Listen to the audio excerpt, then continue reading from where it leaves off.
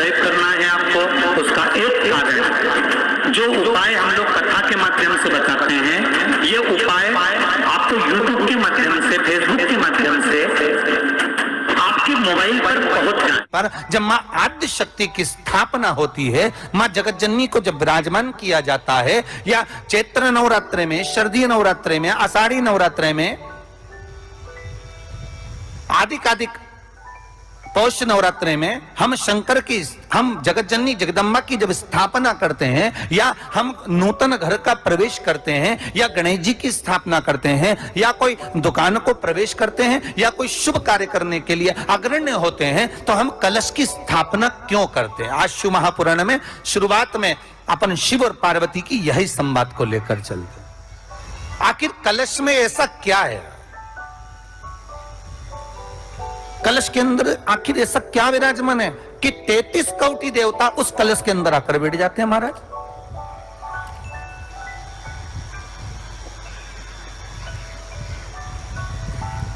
आप कोई यज्ञ करने जा रहे हो, आप कोई पोथी पुराण करने जा रहे हो, आप कोई अच्छा कार्य करने जा रहे हो, तो ब्राह्मण देवता कह देते कलश की स्थापना होगी, कलश की शोभा यात्रा निकलेगी, कलश यात्रा निकलेगी, कलश विराजमान होगा।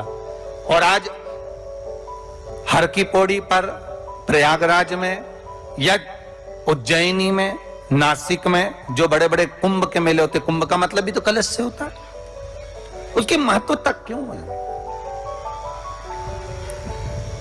उस कुंभ की, उस घड़े की महत्वता कहां से प्रकट होगी? शिव महापुराण की कथा कहती है महाराज, भगवान ओघड़दानी शंकर स्वयं आद्य शक्ति जगदम्बा से कहते हैं कि जगदम्बा तू क्या चाहती है बोल। तो जगत जननी जगदम्बा कहती है कि जहां मैं हूं वहां शंकर है, ये आपने कह दिया, पर जहां शंकर है वहां पार्वती का होना जरूरी है। उसके लिए सिद्ध करने के लिए एक स्थान ऐसा बनाया जाए जहां पर शंकर विराजमान है और शंकर के साथ पार्वती विराजमान है। तो शिव जी ने कहा, पार्वती उसके लिए मैं तुझे एक सुंदर कलश का निर्माण कर देता हूं।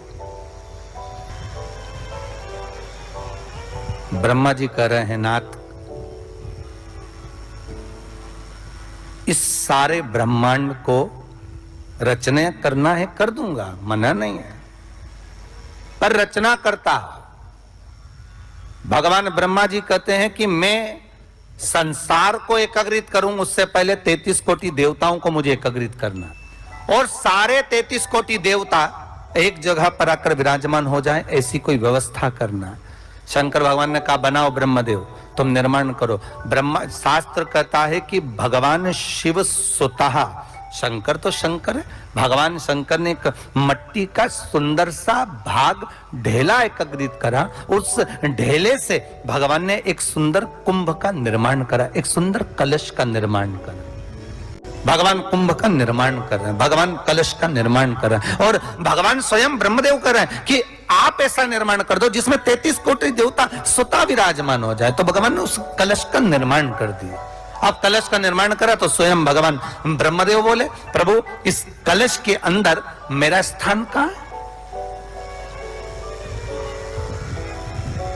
मेरा स्थान कहां है?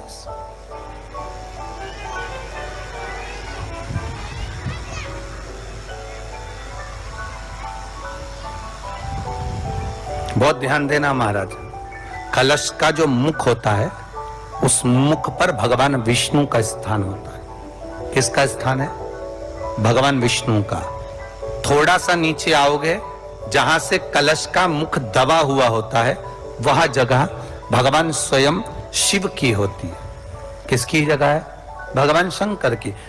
कलश का अग्रभाग, नीचे का भाग जहां से फैला हुआ होता है, वहां ब्रह्मा का आधिपत्य स्थापित होता है। फिर कलश का जो नीचे का भाग होता है, वो भगवान शिव और शक्ति का स्थान होता है। कलश के बाहरी भाग में, जहां पर बाहर का हिस्सा होता है, उस कलश के बाहरी भाग में 33 कोटि देवताओं को भगवान शंकर ने लाकर विराजमान किया होता है। महाराज भगवान शंकर 33 कोटि देवताओं को निमंत्रण देकर उस कलश में विराजमान कर दिया। कितना सुंदर लिखा है देवी भागवत के अंदर कि जहां कलश की स्थापना होती है, उस जगह पर किसी देवताओं को बुलाने की जरूरत नहीं होती, 33 कोटि देवता उस जगह पर स्वतः विराजमान हो जाते हैं। स्वयं 33 कोटि देवता स्वयं वहां विराजमान। अब कलश मेरा प्रतिबिंब है ये तो कहा, भगवान की कथा कह रही है। ओगड़दानी त्रिकालदर्शी कैलाशी शंभु के पास में उस समय पर कामदेव की धर्म पत्नी रति भी है, जिसके नयनों में जल भरा हुआ। शिवजी ने पूछा, बोलो रति,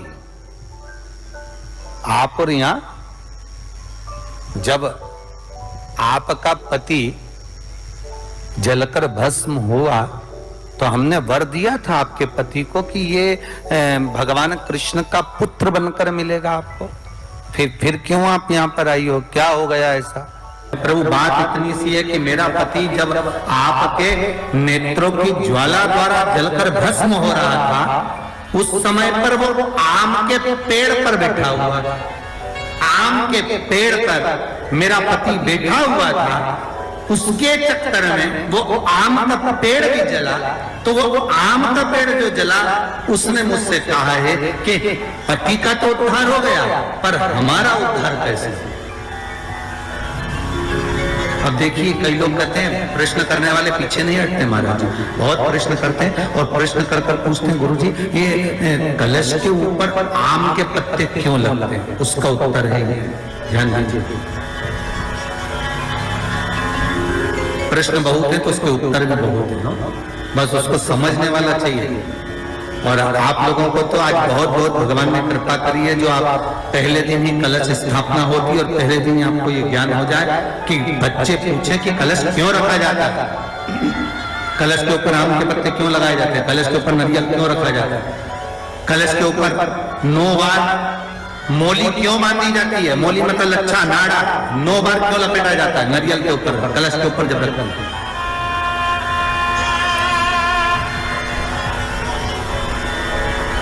कलश के ऊपर जब जब श्रीफल रखाता है, नारियल रखाता है, तो उस पर 5 बार 7 बार मोली नहीं लपेटी जाएगी, तो 9 ही बार लपेटी जाएगी। 5 या 7 बार लपेटते हैं तो कहते हैं कि लक्ष्मी की क्षीणता होती है, और वो 9 बार लपेटी जाती है तो भरपूर लक्ष्मी का भंडार।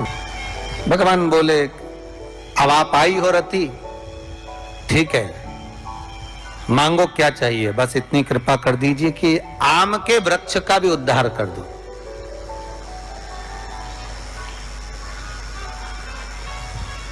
शिवजी ने कहा, हम वर प्रदान करते हैं रति, जहां शिव और शक्ति है, जहां 33 कोटि देवता इस कलश के अंदर विराजमान होंगे, उस जगह पर स्वयं कंठ पर जहां पर मेरा निवास होगा, उस जगह पर ये आम के पल्लव अमृत के तुल्य माने जाएंगे, और इनका निवास हमारे ही हाथ में, हमारे ही हस्त कमल में विराजमान होगा, हमारे ही हाथ में। अब आम के पल्लव को बाबा ने विराजमान किया, बहुत सुख का आनंद देने वाले, लाभ तत्व प्रदान कर। और नवरात्रि में भी अगर आपकी कोई कामना है, आपकी अगर इच्छा है, आपका मन है, तो जगत जननी की आराधना करो। पति और पत्नी में अगर क्लेश है तो जगदम्बा के मंदिर में मक्खन चढ़ाओ, प्रेम बढ़ जाएगा। आपको लगता है कि पति कोई अन्य स्त्री से लगा हुआ है, या परिवार टूट रहा है, तलाक तक पहुंच गया है, तो माता के मंदिर में आप ध्वजा लगवाइए, उस ध्वजा पर मक्खन लगाकर लगवाइए, आपको लाभ मिलेगा। यदि आपको लगता है कि बच्चे बहुत ज्यादा अपशब्द बोल रहे हैं, मुंह चला रहे हैं और प्रेम नहीं रख रहे, तो माता के मंदिर में लाल पुष्प, लाल चंदन और लाल चूड़ी माँ को समर्पित करिए, प्रेम बढ़ेगा।